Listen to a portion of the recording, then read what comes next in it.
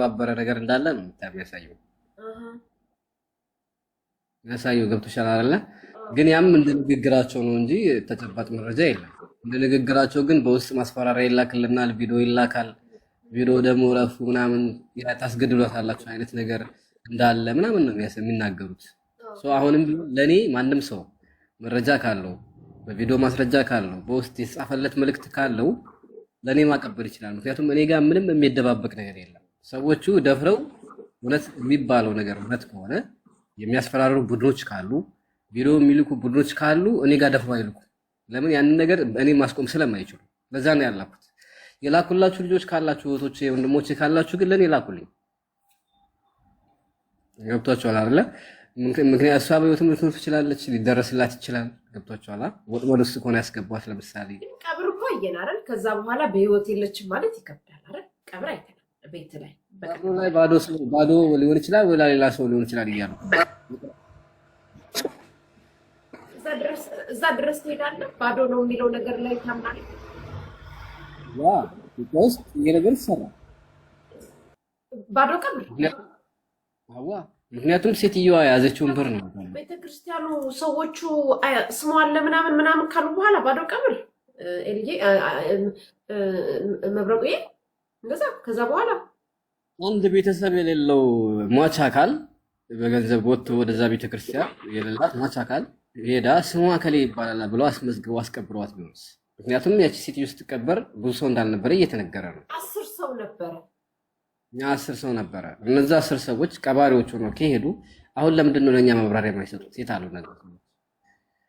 እሺ የሟች ቤተሰብ አሁን ባንቺ በኩል ቢሆን ሲኞሪታ የሟች ቤተሰብ ብትሆን ሚዲያ ላይ ይሄን ያክል እየተወራ ስልክ ይሄን ያክል እየተደወለ መተሽ እህቴ እንደ የሞተችው እንደ ያገር ነው የቀበራት ብለሽ ማብራሪያ ትሰጫለሽ። በር ሲቆረቁር ትከፍታለሽ። እነሱ እንኳን ከፍትም አሉ። ስለዚህ ከጀርባው የሆነ ነገር እንዳለ ምንም ጥርጥር የለው። ግን ያንን አካል ነው ማግኘት ያቃተና ነው። ወደ ህግም እንዳትሄጂ ህግም ማስረጃ ይፈልጋል። ምን ብለሽ ነው እኔን ሬሳ አሳጥን ከፈተልኝ የምትይው? ማንኝ ብለሽ ነው ወይንስ እጄ ላይ ምን ማስረጃ አለ? ምንም። እሺ አሁን እንደዛ ከሆነ ጥርጣሬ ከሆነ በዙሪያዋ ያሉ ሰዎች ናቸው አይደል መጠየቅ ያለባቸው። ለዚህ መጀመሪያ እናገኛቸው እነሱ እኮ ነው አሁን እዚህ ጋር ሁሉም ሰው ትንሽ ፍንጭ ይሰጥሽና በዛው ይጠፋል። ትንሽ ፍንጭ ይሰጥና በዛው ይጠፋል። አሁን ግራ የገባን ይሄን ነገር የሚጋፈጥ ሰው አለመኖሩ ነው። ቢያንስ የሚተማመን ሰው አለመኖሩ ነው።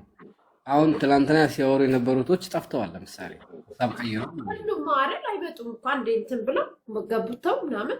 ለዛ እኮ ነው አንዲት ሴት ምን አለች ተልካስ ከሆነ ምናምን ስትል ነበር አይደል? አንዲት ልጅ አሁን ይኸውልሽ ተልከው የሚወጣው ሰው ይኖራል። ግን የሚመጣው ሰው በሙሉ ተልከህ ነው ካልሽ ታዲያ ማንን ነው የምትፈልጊው? የሚመጣው ሰው መረጃ አይናቅም። ምናልባት 2 ሰው ተልኮ ቢመጣ አንደኛው ልክ ሊሆን ይችላል። ግን ምንድነው በዛው ይመጡና ቀውጠው የሆነ ጫፍ ላይ ልደርሽ ስትይ የለም ይላሉ። በዛው የሆነ ዛቻ ደርሶባቸው አታውቂም። የሚሰጡሽ መረጃ የለም። ግን እኔ በራስ ምን ትገም የራስ የምን የመላመት አለ ካልሽኝ ግን የሚመስለኝ የሰው ልጅ ሞት ኢትዮጵያ ውስጥ ለዛውም 4 ኪሎ አሁን የሚዲያ ሰዎች ያለን ቤተሰቦቹ ይባላል ለዛውም 4 ኪሎ ላይ ያለ ሰው በዚህ ደረጃ የሷ ሞት እየተወራ ለሞቷ ማስረጃ ማይሰጡን ለማን ናቸው? የሬሳ ምርመራ ወረቀት የማያሳዩት ለምንድን ነው? ሲቀጥል ደግሞ ከጀርባዋ ሌላ የተደራጀ ቡድን አለ እየተባለ ምክንያቱም ሴትዮዋ ገንዘብ ይዛ ነው ኦሬዲ የገባቸው። ገብቶሻል? ማአት ብር ነው የወሰደችው። ሬስቶራንት ሽጣ ምግብ ቤቷን ምናምን ሽጣ የገባችው ነው የሚባለው። ስለዚህ ሴትዮዋ ስትሞት ያንን ንብረት ማን ነው የወረሰው? ይህ ጥያቄ እኮ ያስፈልጋል እዚህ ጋር። ወንድሟ አእምሮ በሽተኛ ነው ይሉሻል።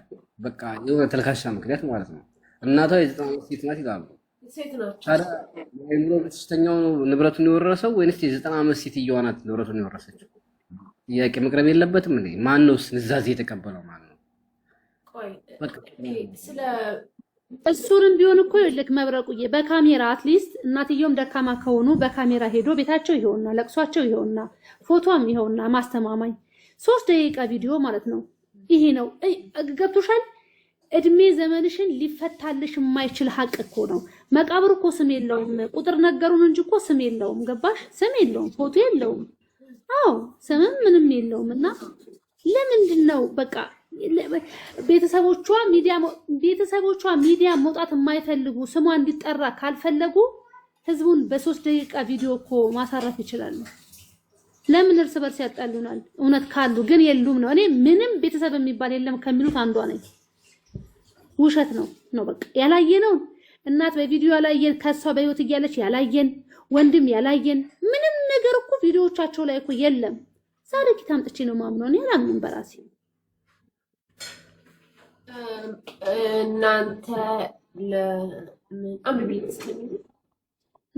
እናንተ ለምን ፈልጋችሁ ብትባሉ መልሳችሁ ምንድነው? ፈለገች እኮ አሚን እኮ ቀብር ሄዳለች።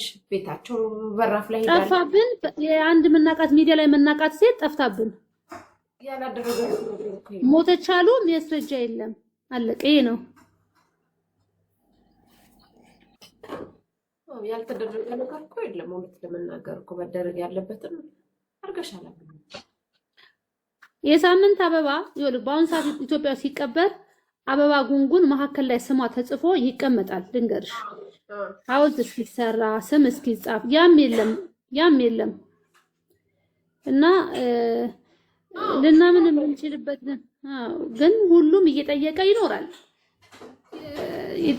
ያና ኬዝ እኮ ረጅም ጊዜ እያስቆጠረ በቅብብሎሽ እየተነሳ ነው ያለውና ሁሉም መጥቶ ያነሳዋል። በቃ እያነሳ ይሄዳል። መልስ ከሌለው እድሜ ልካችን እናነሳዋለን። እንደ ምሳሌም የሃና ጉዳይና የዚህ ሴትዮ ጉዳይ የተለያየ ነው። እቺ ሴትዮ ምሳሌውን የነገርኩ ግን ምሳሌ ነው። የሆነ ሰው አነሳው ዝም ሲል አንዱ ያነሳዋል። ለምን? መልስ ስላልተገኘለት ነው። ይታያቸው ሰዎች ከሆኑ አስገቢያቸው። የኔ ፍቅር ይታዩ ስላልሆነ አላቃቸውም። ፕራይቬትም ነው። ቃውን ቀነንያ ፕራይቬት ነው።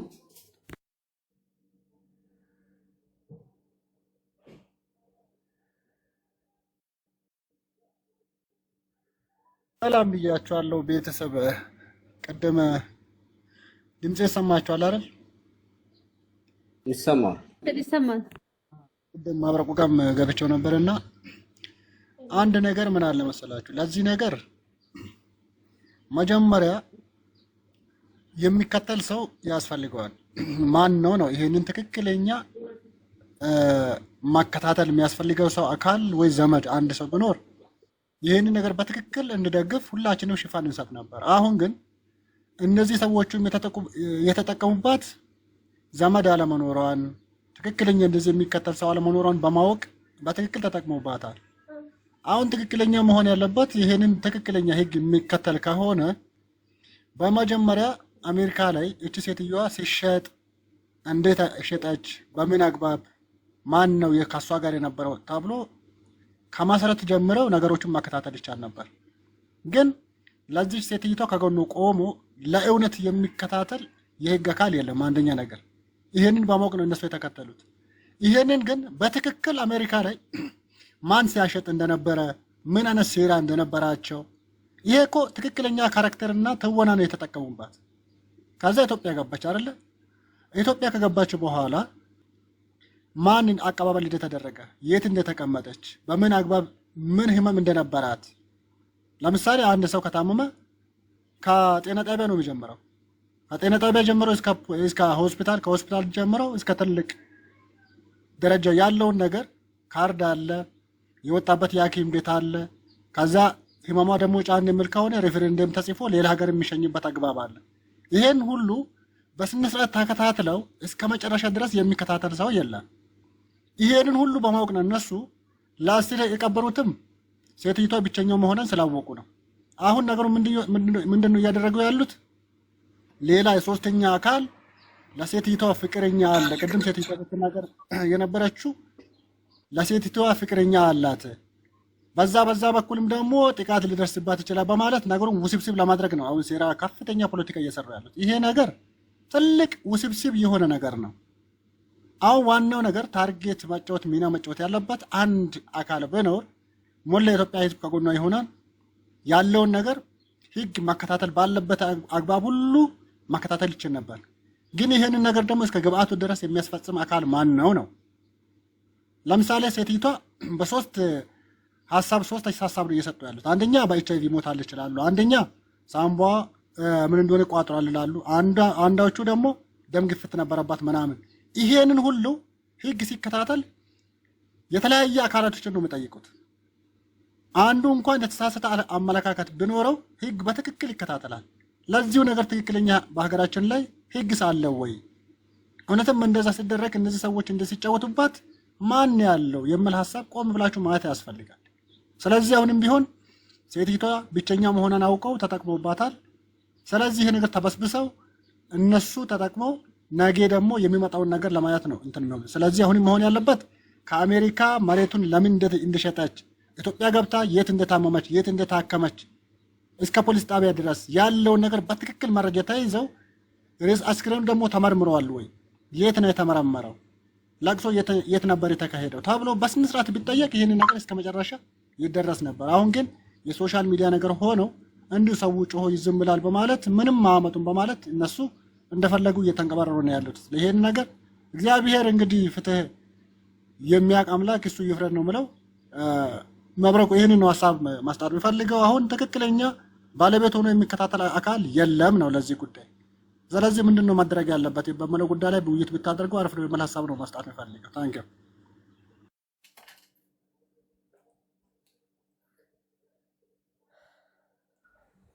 ያ ትልቁ ፖይንት ለሷ ተከራካሪ የሆነ አገር ቤት የሆነ ዘመድ ቢኖር ዛሬውኑ እንጀምረው ነበር። እኔም የምጠይቀው እሱን ነው። ለምሳሌ ለሷ በሷ ላይ ፍትህ ተዛብቷል፣ እሷን ያጠቃት አካል አለ፣ የገደለብን አካል አለ ብሎ ጥቆማ የሚሰጥ የሷ ቤተሰብ የቅርብ ዘመድ የሆነ ሰው ከዛው ከቦታው ላይ ቢኖር በጣም ጥሩ ነው። አሁን ታግታ ከሆነም የማዳን ስራ ይሰራል። አሁን ነገሮቹ የሚያሳዩት ጭራሽ ከእገታ ጋር ነው፣ በተለይ የዛሬው ማለት ነው። ምክንያቱም እነሱ አብሳላት የምትባል ልጅ ነበረች ትናንትና ይሄን ነገር አልተውም ስትል የነበረች ልጅ፣ ዮኒ ማኛ እንደዚሁ በተመሳሳይ ሌላም አንዳንድ ልጆች ጉዳዩን ይዘውት የነበሩ ሰዎች ሞም የሚባለውም ልጅ በተመሳሳይ በአንዴ ሀሳባቸውን የሚያስቀይሩበት ቪዲዮ አለ ነው የሚሉት። ቪዲዮው ምንድነው? እሷ ችግር ውስጥ እንደሆነች የሚያሳይ ነው። መጀመሪያ ገንዘብ ከዛ ውጭ ደግሞ አርፋችሁ ካልተቀመጣችሁ ያው መሞት አይቀርም የሚል ዛቻ እንደሚያቀርበው ከዛ ያን ቪዲዮ ልከው ወዳው እንደሚያጠፉት ነው የሚናገሩት። ስለዚህ ያ ማለት በህይወትም ካለች እንድትተርፍ ከጀርባዋም የግድያ ወንጀል ተሰርቶባት ከሆነ እንዲጣራ ወይ አሳማኝ የሆነ መረጃ እጃችን ላይ ሲገባ ማንኛውም ሰው ጥቆማ መስጠት ይችላል። ሰው ያለውም ሰው የሌለውም ሰው። እኔ በራሴ አስፈላጊ ለሆነ ሰው ይሄንን ቪዲዮ እጄ ላይ ቢደርስ እቺ ሴትዮ ላይ ከጀርባዋ ላይ ይሰራ ነገር አለ ብዬ እሰጣለሁ። ይሄ ወንጀል አጣሩ ብዬ ማቀበል እችላለሁ። ነገር ግን ያ ካልተገኘ ደግሞ ግዴታ የሷ የቅርብ ዘመድ ሆነ እዛው ቦታው ላይ ያለ ሰው በአካባቢው ካሉ ፖሊስ ጣቢያዎች ጋር መጀመሪያ ሄዶ ምርመራ እንዲደረግ ሴትዮ ላይ ከጀርባዋ ተመርዛም ከሆነ አገዳደሉ እንዴት እንደሆነ ንብረቷንስ ማን እንደወሰደው ይሄን ነገር በደንብ የሚያጣራ የሆነ የሷ ቤተሰብ ግዴታ መኖር አለበት። እኛ ከጎን ሆነን ያን ሰው የምናደርጋለን እስከ መጨረሻ የዚህ ሴትዮ ጉዳይ እስኪጣራ ድረስ እንተባበራለን ማለት ነው።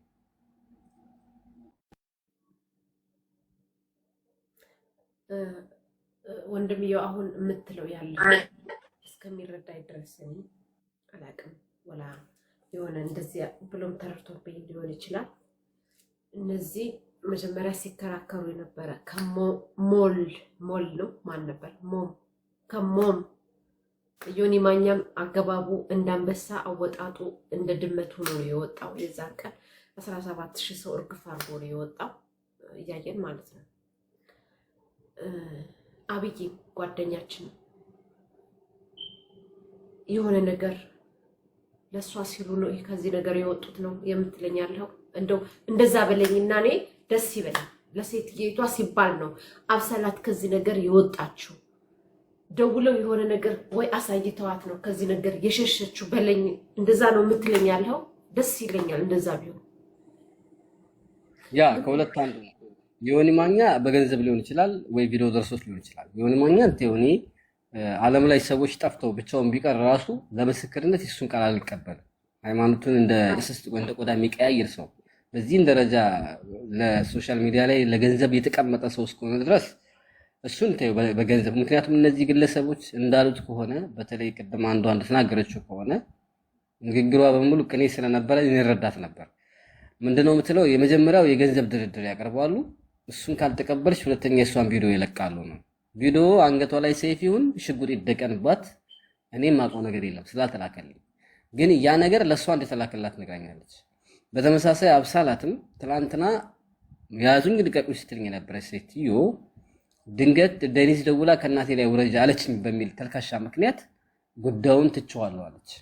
ያ ማለት ወይ ቪዲዮ ደርሷታል ወይ ገንዘብ ድርድር ቀርቦላታል። ሁለት አንዱ ነው። ገንዘብ ላይ አብሳላት እንደማትደራደር እኔ አንገቴን እሰየፍልኝ።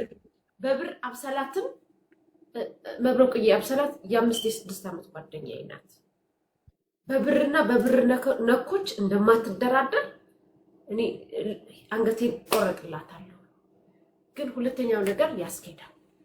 ስለዚህ እሷ ጋር የደረሰው ቪዲዮ በሁለተኛው ነገር ጠራጠራለሁ። በብር ግን አብሳላት ማንም ሰው የሚገዛት ሰው እንደሌለ እኔ አንገቴን እሰጣለሁ። እና ደግሞ መብረቁ አሁን እኮ ነገሩን እኮ ሞላ የኢትዮጵያ ሕዝብ እኮ ተረድቷል። እኔ በጣም ስለተሰማኝ ነው የገባሁትኝ ነው ነገሩን በአጠቃላይ ሞላ የኢትዮጵያ ሕዝብ ተረድቷል። አሁን ግን ኬዝ ማን ነው ከፍቶ መከታተል ያለበት አካል ማን ነው ነው? ያ ኬዝ ከፍቶ በትክክል ነገሮቹን የሚከታተል አካል ቢኖር ሞላ የኢትዮጵያ ሕዝብ ከጎኑ ይቆምለት ነበር። የዚህ ሴትቷ ደግሞ ሀቅ ይወጣላት ነበር። መጣው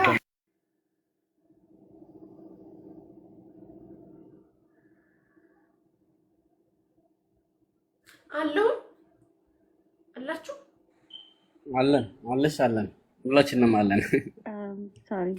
በጣም አስደንግጦኛል። አሁን ያልከኝ ነገር ብትኖር ደስ ይለኛል።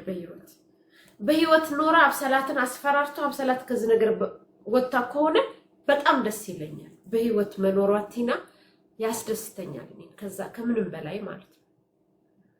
አውሪና ደስ የሚል ነገር ነው። ያውን የሰማሁ እንደናችሁ እኔም የሚሰማኝ በህይወት እንዳለች ቪዲዮ ተልኮላቸውም ሊሆን ይችላል፣ ግን ስቃይ ላይ ልትሆን ትችላለች። ግን ትንሽ ጥያቄ ሆነብኝ። እንዴት ነው እኛ እንደዚህ ያሳዘነችንን ያህል ልጇ ነች ለሷ መከራከር የነበረባት? እዚያውም ብዙ ወይ አለ መጠየቅ ያለባት። ሆምላንድ ሴኩሪቲ መደወል ትችላለች፣ አሜሪካን ኤምባሲ መደወል ትችላለች። ኢንቨስቲጌት ያደርጋሉ። የመለቀቅ ቻንሷ በጣም ሀይ ነው። ግን የልጇ ዲአክቲቬት አድርጎ አካውንቷን አይ ዶንት ኖ ከተመለሰች አላውቅም። ትላንትና ዲአክቲቬት ነበረ የልጇ አካውንት እና ለምን ዲአክቲቬት አደረገች የሚለው ነው። እሷም ማለት እዚህ ነገር ውስጥ አለችበት እስከ ማለት አስቤያለሁ።